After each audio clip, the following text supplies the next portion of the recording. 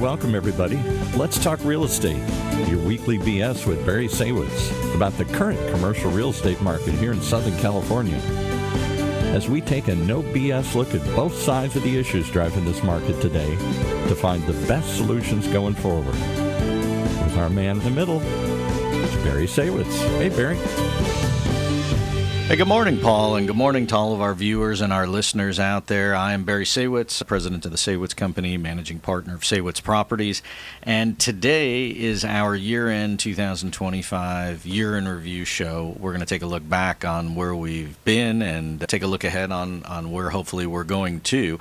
It's crazy to think that we've been doing this show now for more than 4 years. Really? And if we go back to the beginning, and we've done almost 175 shows now, right? Wow. So I don't know if we're eligible for like Hall of Fame, the radio Emmys or whatever they do, right? But I feel like we've come a long way since the beginning. When we first started doing the show, it was the middle of COVID, and there was no one in the entire building, and you had to wear a mask until you sat down. And Paul wouldn't touch me, wouldn't shake my hand, and made me use hand sanitizer before and after I still touched don't. it. Yeah, I know. You don't know where I've been. But here we are today, and it's 2025 going into 2026. So I thought what we'd do for today's show is take a look at this year at least, and then what's happened, and try and take a look at have we made some progress in certain areas, and then what lies ahead. And so, Paul, I guess I want to go back to the beginning of the year, because if we rewind, Trump takes office, so big changes from a political standpoint. Yeah. The economy at the beginning of the year struggling, Bidenomics not working, stock market struggling, interest rates highest they've been in recent years, and inflation super high, cost of goods super high. Feeling not good. Nobody feeling good about it, and then people thinking, okay, Trump's going to get in office and we'll get a change, unless you're not a Trump fan, and then you think it's going to get even worse. But they start making changes right away, right? Big changes. Dramatic changes, and then the question is that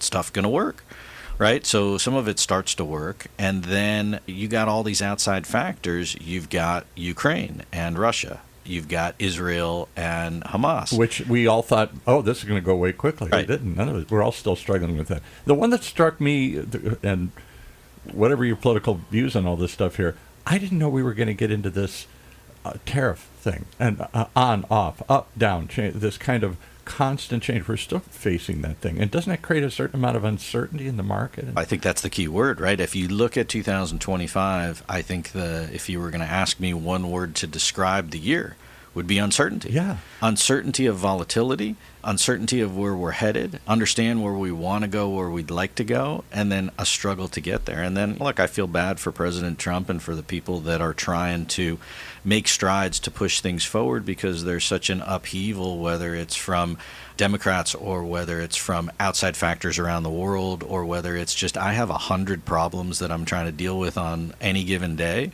And it's hard as a guy who runs a business and puts out fires all day. I make a list every day, try and check some things off the box and try and make the list go away. You can't solve the world's problems or your own problems in a day. You got to work. But some of that, in fairness, was the administration with an unclear path. What was the purpose of tariffs? Were they short-term? Were they long-term? And I think the market is still I think they're still trying to figure it out. I'm not sure they have a clear definition of where they're going. I'm struck by one of the facts that I've read over and over again. Biden people are saying to the Trump people, be careful what you say or what you wish for. For the last couple of years, Biden kept saying, hey, the economy is better than you think it is. We're living in the wind chill effect. It's not as cold as it feels out there. And that public didn't buy that. As you said, all the things you listed. Now that's coming back to the Trump administration. Is it as cold as we feel it is out there still? Affordability, prices, uncertainty and stuff here? Or following their view, like Biden saying, hey, it's not as bad as you think it is? Yeah, you look. You have to break it down, right? I think number one, you have to look. Let's start with the world economy and then the world factors, which I'll call it China, I'll call it Russia, I'll call it the Israel-Hamas situation, right? Iran, all that stuff, right? Has any of that really been solved? You don't hear a lot about the Israel-Hamas thing because Hamas is destroyed, but there is no plan for rebuilding. There is no plan for governance. And then you've got all the Arab countries that are, it's like a hot potato, like I don't want to touch it. In a world like that, anything could happen because, as we found, when it isn't enough just to break an opponent, as we did in Iraq, if you don't replace it with something better, chaos, something worse can come out of it. Al Qaeda came out of Iraq. You had all these ISIS and all these other things came out of our attacks on trying to get one group. We got a worse group that comes out. Yeah, look, and then you've still got to watch out for what's going on at home, right? So you need to be safe, and you need to make America safe. Yeah. But at the same time, you've got China, you've got the tariffs, and those are all affecting the economy. Again, I'd love to be a fly on the wall when these guys are kicking it around in the White House, but You've got to make the economy strong. You've got to get a handle on inflation. You've got to get interest rates a little bit lower. And then you've got to get people feeling good about the economy, and then you can take that to go force your will on other people. I think the problem is you just try to do too much at once, and there's only so many things you can do in a day. And isn't consumer confidence at an all-time low again here, like back when it was COVID or something? I don't know if it's as bad as that, but I think it depends on which segment of the population you talk to. If you talk to Democrats, then they would tell you, hey, it's bad because you're trying to paint a picture that it is maybe worse than what it is because you're trying to set up for midterm elections that are coming up. And if you talk to Republicans, they'll all tell you, hey, it's way better than it was, certainly better than when Biden was in office, and we actually have a leader who's there and we have a plan. The issue is implementing that plan to get it going. And I think, and I hope, that part of this for 2026 really stems back to what happens with the Fed. And as much as interest rates, short-term interest rates, Fed interest rate, really doesn't do a ton in terms of the average person that is out there. Well, it does reduce your credit card interest rate. If you have a 26% interest rate on your credit card debt and it goes to 25 or 24, it's not going to make or break your world. No. But if the perception is that we are going into a lower interest rate environment and that the administration was successful in being able to do that, then I think that will fuel more confidence in the economy. It will fuel more investors to get off the dime and do things, and it'll spur banks to get out and try and lend. Well, that's why I brought up the consumer confidence thing, because that's just a feeling. And so much of the economy is based on a feeling. Is it getting better? Is it getting worse? Should I contract my spending? Should I expand my spending? Am I feeling comfortable? Am I feeling uncertain here? And I think you said the key word. As much as we thought, win, lose, or draw, whether you voted for the president or not, there seemed to be a very clear path. We're going to do certain things very quickly and eliminate uncertainty. And if anything, I think we're just as uncertain as we were a year ago. And also it applies to different segments of the population. So if you're one of those people that invested in the stock market at the beginning of the year, and now you fast forward to where you are at the end of the year, the stock market's at an all-time high. You've made money on paper. You feel good. I talk to people and they go, hey, my stock portfolio's up. I feel good. I go out to dinner. I spend money even though it's not real on a piece of paper. I feel good about it. Exactly. But what people also don't understand is less than 10% of the entire population in the United States is invested in the stock market. Clearly, yeah. So now you have to look at the other 90% of the people who go, I could really care less about what happens in the stock market. I care about what happens at the pump. I care about the cost of eggs and bread and those kinds of things. And so then you have to look at it and go, okay, where's the cost of gas? Let's break that down. So I got to tell you, on the way here, I looked at 4 or 5 different gas stations, and they ranged from $4 a gallon to $5.20 a gallon. Yeah, we're right? back There's around. just, and that's in Orange County and Los Angeles. It's even more expensive. And then you look at other parts of the country where gas is like $2.50 a gallon. So when you look at the overall broader population, I think if you took a poll around the country, people would say gas prices down, except for California. And Not so here, clearly. no, California's an anomaly. That's a different show on a different day. But overall, gas prices down. Overall, egg prices down. Overall, so milk how does prices that affect? down. You're on the front lines. You're dealing with people, in many cases, struggling to pay their rent or resisting rent increases or just whatever. You talk to tenants. That's your business. You're renting people property. Yeah, so what are they saying to you? Look, at people, everybody's struggling. People want raises so they can get more money because the only way they can afford their expenses is to get paid more. And so then, therefore, people go out and they look for jobs that would give them more money. Then the job market is just not that great, right? It's not like there's an abundance of extra jobs around. And then, secondly, the grass is always greener. While you might get more money, it might not be that great of a gig. And you got to balance money with I hate what I do, or I hate my boss, or I hate my country, my company, or my country.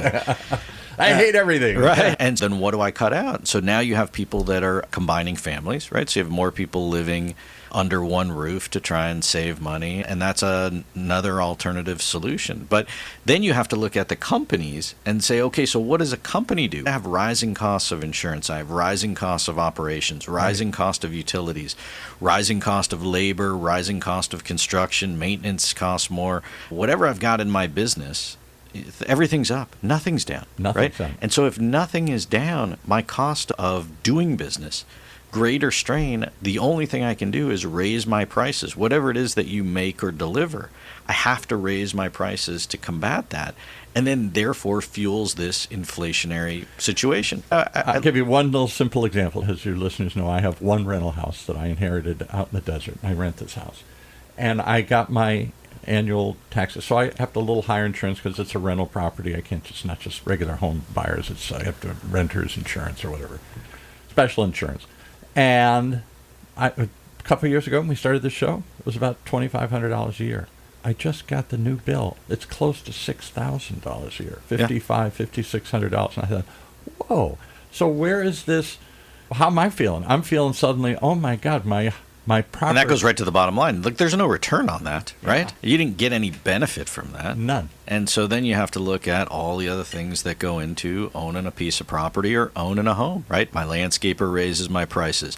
My janitorial service at my office building raises the prices. Edison, the utility company, raises their prices. The gas company, the trash company, right? And there's nothing where you go, oh, you know what? This is actually cheaper than it was before. Yeah. Not a single thing. Not a single thing. And so how do companies then survive with that? And I would just say, hey, look, there's so many pressures on a company and their bottom line that unless you're in a high growth mode, unless you're in the tech industry or you've developed something new, it's very difficult. And so that brings me to my next point, which is if you look back at the beginning of the year and you look where we are today, lots of consolidation.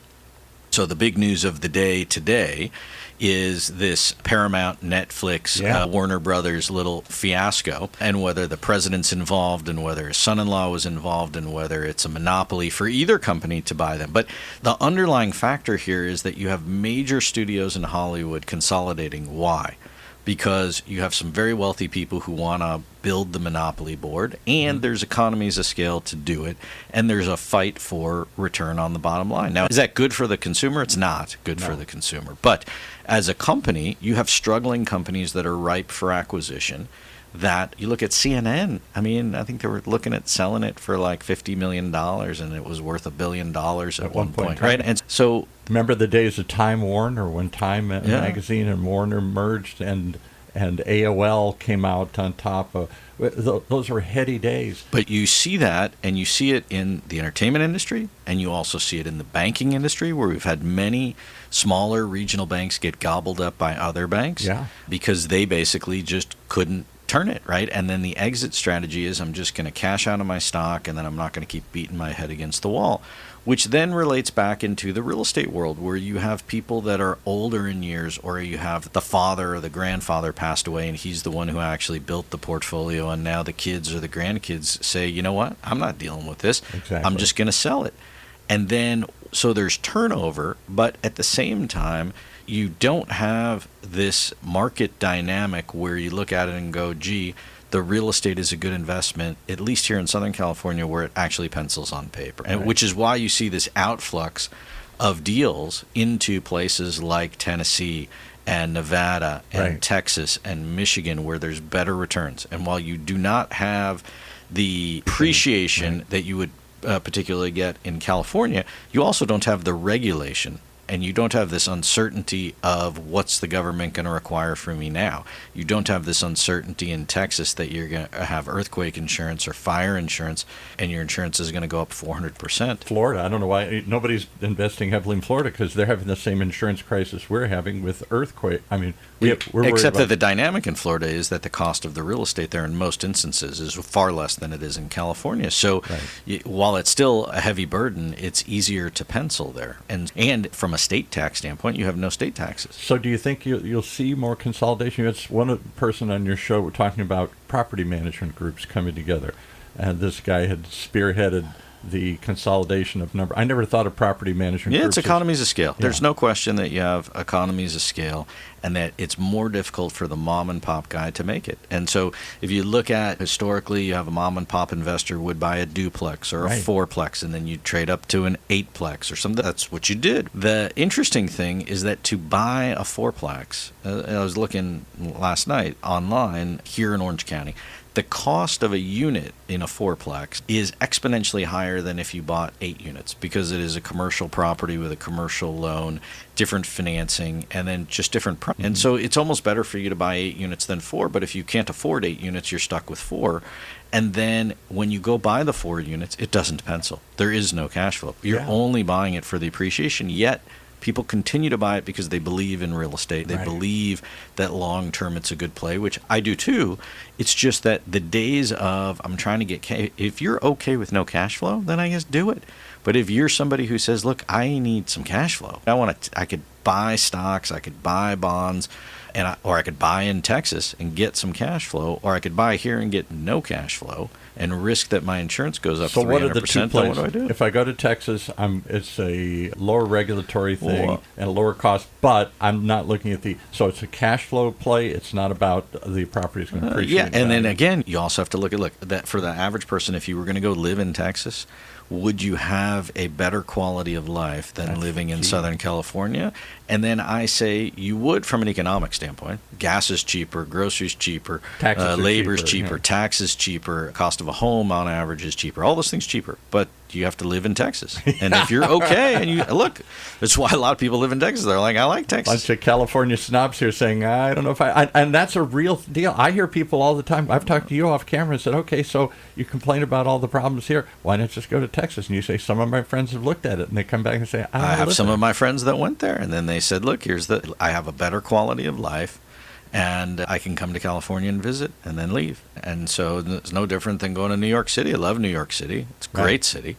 I love going there, and I also love leaving, right? And that's kind of like Vegas, right? But I don't see a rush to do that among the investor class here. Maybe a little bit, but I don't see a rush to selling the capital, fire sale, get it out, let's go someplace where it's cheaper, less regulated. And now you have to look at this whole influx that we had in years past with Asian money coming here. Really don't see it so much anymore. Right. And that artificially changed the market. They didn't care what they were paying for. They just had to get the money out of China. Yes, but that's over, right? So there's a lot of things over, right? The whole fix and flip is over. That's the whole over. I buy a house, I live in there a year, I make some upgrades to the kitchen, and then I sell it and get something bigger. That is over. Because the issue is if I have a lower interest rate on my house and I have to trade it for an interest rate that's double what I'm paying, I've doubled my mortgage. Why would I do that? I'm just taking money off of my spendable income, so I wouldn't do it.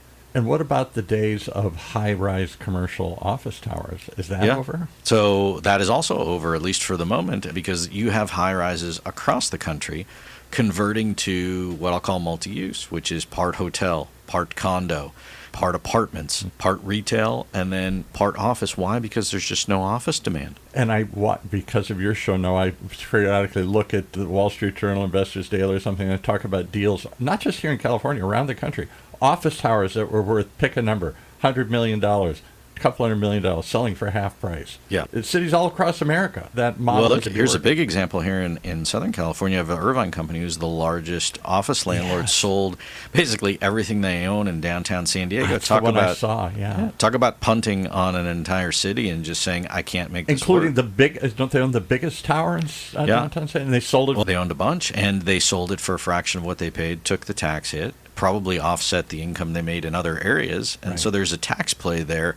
It's not just I don't believe in San Diego or I can't make it work, but the value of those properties traded at a market value, which is substantially less than what they paid. And so you have to look at that. And then the guy who buys it has to put in substantial capital and retool it, because if the largest landlord in Southern California can't make it work, why are you going to make it work? Yeah, everybody thinks I'm a genius. I'll do something they couldn't do, but I don't know what that is, other than they bought it at a lower cost and therefore maybe can figure out a way to make it work. They think cheaper rents or other things. Yeah, so you look at the industrial market, you go back to the beginning of the year, was actually the highest. It's just coming off of this super high. That was the one I was going to go to next. I replayed some of the episodes, and in preparation for this one, I listened to some of the things You were actually predicting. prepared for the show? I actually did. And one of the things you were talking about is this can't stay. An industrial property can't be worth more. Can't hunt, right? And it didn't hunt, and it's not hunting. Right? So somebody emailed Hunt's over. Somebody emailed me last night and said, we talked to a friend of ours who had a facility in Riverside in the Inland Empire, Right. and that they signed a lease on a big industrial facility, and they got a year worth of free rent. Now, if you'd rewind to a year or two ago, I would have told you there was like no free rent or 1 month free rent, right? And so then the guy says, does that apply in Orange County by the beach? And I said, no, it doesn't. It's not the same. It's no different than buying a house in the Inland Empire versus buying a house by the beach. They're different submarkets and they don't apply. But rates are down, concessions are up, demand is down, and a company cannot fathom paying that. Yet you have new industrial buildings that are being built where they tore down either an old office building because the return on that is still better than having an office building. And you still have this whole, I get back to just in college, my economics 101, which was supply and demand. If you have high demand and low supply, carry that over from the industrial where you have higher vacancy. You have less demand. And while vacancy is not horrible in the industrial, the demand dropped and the vacancy raised. And so now the issue is, how long do I want to sit with an empty building when there's less people running around looking at it? And then on top of it, the people that are looking at it, some of them don't have great credit.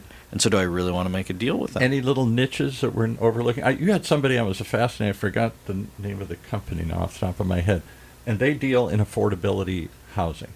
And the number of players that they bring in. There's the city maybe donates the land and somebody else contributes it. Yeah. There's 45 different ways to finance these things, a very complicated structure. And yet, it's a niche that we need somehow.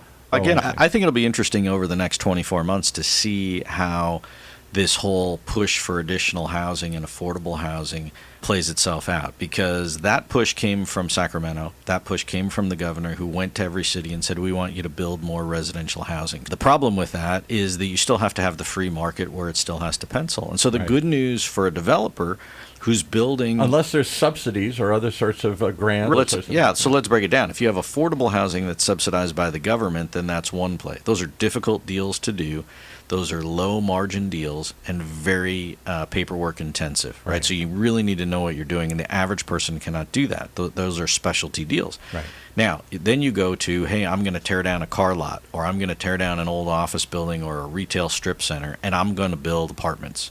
And I got to tell you, I drove all over Orange County yesterday, was doing property inspections myself, and I must have seen a dozen new construction, larger apartment complexes being built, coming soon, now leasing, under construction, right? And these are 50 to 100 to 200 unit apartment complexes. The issue with that is these are new, and so they're not going to take affordable housing unless they're deemed affordable housing. Secondly, they are not... Or forced to as part of the... Or forced to. But even if they do, it's only a small entitlement. percentage of those units. And then secondly, they are not subject to any rent control restrictions. They can charge whatever they want. And so it's a brand new place. They're going to charge the top end of the market. And so God bless them, and as they should. And they need to do that to cover their costs of construction. Right. But the issue then becomes the person who's struggling to pay their rent. That's not going to be a deal for them. It doesn't change that dynamic. Can everybody chase the small 10% at the top here? Doesn't somebody have to deal with the middle or the bottoms? Or? Yeah, so you then go back to, do I raise the rent? And if I can't raise the rent, or I don't want to raise the rent on my tenant, then I certainly cannot fix up the property. And so we have experienced it in our own portfolio where tenants just don't call.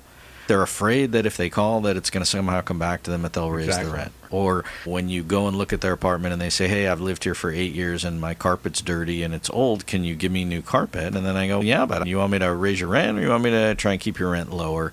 And if you want me to keep your rent lower, maybe you clean the carpet, and then we just try and ride it. So do we go back to that where we see, for a long time you said your model is you go in and you really put the improvements in. You don't delay and defer and try not to do it and drag it out forever and ever, because the value of the property goes down at some point in time here. The infrastructure rots, it falls apart. It's not like it never needs to get replaced. And yet, do we go back to that day where everybody's going to defer, delay, not you see it. People who can't afford to do the work, they just don't do it. People who don't want to do the work, they just don't do it. People who have no pride of ownership, then they don't do it. There's a difference between an A product from an institutional owner and then a B or a C product from a mom and pop person. So we're going to see more of that, or is that going to get blown out and it's the consolidation is coming, it's all going to be a product? And the problem is that you have people who are willing to sell properties that have deferred maintenance, but they all want top dollar. And the perception is that if interest rates come down, I should be able to get more for my property. And I guess that'll be interesting to see as well as we go forward into the new year and also this week in terms of what happens with the Fed.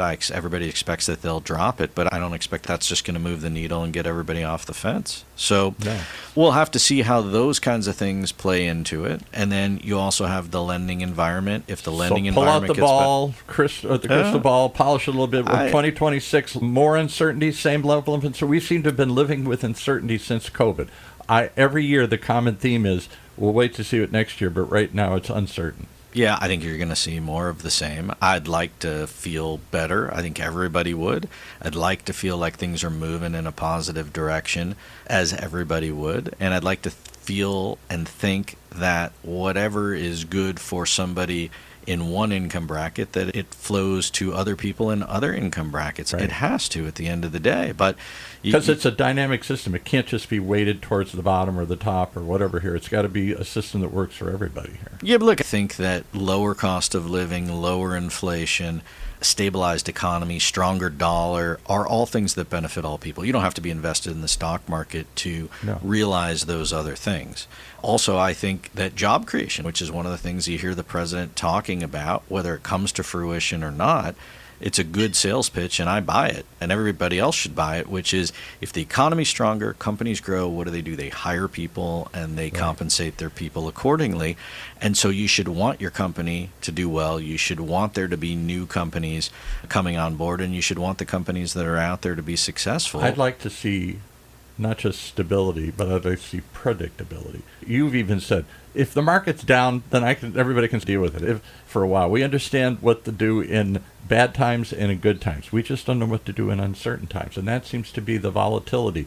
On the one hand, things are up, on the one hand, things are down. On the one hand, things are getting better, on the one hand, things are getting worse. It seems to be this constant influx or flow of uncertainty. Which way are we going? When does it stabilize and we get a clear picture? Yeah, I think the other thing you got to look at is look at the dollar, right? So if you look back, and I did some research on this because I did some homework before the show too, which was, where was the dollar, right? So if you look back at 12 or even 15, 18 months ago, the dollar on the euro was like $1.02, $1.04, right? And now it's $1.17, which doesn't sound like a lot to the average person, but that is a 15% swing, which basically means if you were going to go travel to Europe and spend your U.S. dollars, then you would be spending 10 to 15% more than what you were spending a year ago, regardless of inflation. If everything went up in cost, then that's aside from the fact that my dollar is just not as strong as it used to be. And so I like it when the dollar's strong, because then you can travel and you can buy goods from other places. Two more quick questions. We're way over in time here, but two more quick questions about predictability and about the coming year. How about slowdown for here in Southern California, slowdown in the Canadians coming spending money, actually selling property. Palm Springs Airport talked about a decrease in travel. I've talked to agents out in the market because that's where I have my house. Canadians selling the property, just pissed off. I'm not coming back here anymore. Is that real? Going to have a real effect? Real. I think you're going to see it continue. The other thing I would add to that, if you look at the Canadian dollar against the U.S. dollar from a year ago, also up the Canadian dollar stronger by 10 to 15%. So while they have greater buying power than they did a year or so ago, if you rewind during COVID, their buying power was up 30%. So they're still off. And so I think you're going to see the same, more of the same. So in those travel markets like Palm Springs that relied on those snowbirds to come in, that's going to be a continuing drag. Less. I think you're going to see And less. then the other one that nobody talks about, 4 or 5 years ago, everybody was talking about again, particularly in a certain group in the Republican Party, the monetary people, debt. Debt seems to just never end. We're going to be at what? Say what you will about the president's policy, but he's not softening the debt. The debt's going to go up another at least another $5-10 trillion under his term here. It doesn't seem to. Nobody even talks about that. But I don't think anybody loses sleep over the national debt. I think they lose sleep over their own debt. And so you have to look at, in addition to national debt, The way you solve that is you got to get the economy cooking even better to pay down the debt. But the other side of it is you have people's own debt. That seems to be rising again here, too. Yeah. And Credit I think card debt, yes, cost of everything. Look, if you don't have the money, what do? You go borrow, and then once you're tapped out, then now you're really in a difficult spot. And so you have people paying student loans, just paying the minimums, or credit cards just paying the $25 instead of paying it off. When does this all come to a head? I don't think there's a head. You got to look at the ebbs and flows of the economy. And then the issue is, do you have large swaths of the population truly struggling or not? And then you can't believe what on TV. You can't believe what you read on your phone or your computer. You really got to understand all of these different dynamics, and you got to look in the mirror. Last question that seems to be uncertainty, war. President came in loudly, said I'm going to stop all these wars. Didn't. Although he's loudly saying I'm the peace president and solved a bunch of things. I think we're still feeling an uncertain, unstable world. The Middle East, Ukraine, relations with China and everything. And now we might be compounding it by doing the thing he seemed to be totally against, another foreign intervention in Venezuela here. Yeah, and I think you look at, we have no time to go deep into it. I know, but it is wintertime in Europe, and then who supplies the gas to the rest of Europe, which is Russia. Yeah. And so theoretically it would be quiet in the wintertime while Russia gets whatever money they can get, and then all you can do is hope that they're working on some deal, and whatever that deal looks like, that at least there's a ceasefire to the killing and bombings, but it doesn't appear that there's a quick and uncomplicated solution. It just seems like we might even get more uncertain, because if we do invade Venezuela or try to topple the government, tons of people will flee, even more immigrants trying to flood out of the country, and it's just, again, as much as everything, whether it was Biden or Trump, said this is going to be different, the theme is it's still the same. Yeah, so I think keywords for 2026 are going to be uncertainty,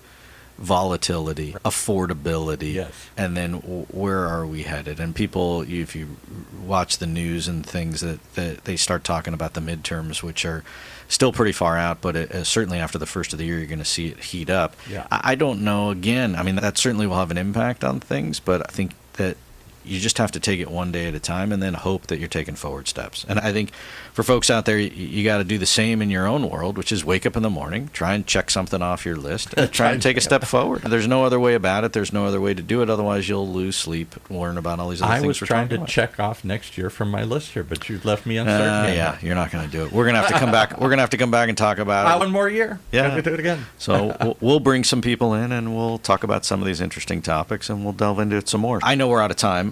Paul, again, thank you for another year of doing this, and for everybody here at the radio station. Always a fascinating discussion. I tell more and more people about this show, what I learned from this show, and the hidden underlying trends that I see that prop up. Certainly here in Southern California, real estate's a big part of it. Yeah, one of these days you'll be able to just do it on your own. You don't need me. That's a ways off. But I'm Barry Saywitz. Happy New Year to everybody. A healthy and prosperous 2026. And we'll see you back here next year on Let's Talk Real Estate.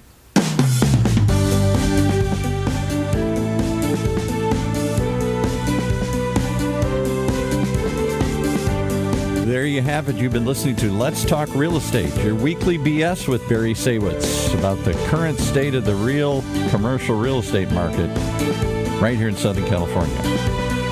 On Orange County's only community radio station, OCTalkRadio, streaming live from our studio here at the University of California Irvine's Beale Applied Innovation Center.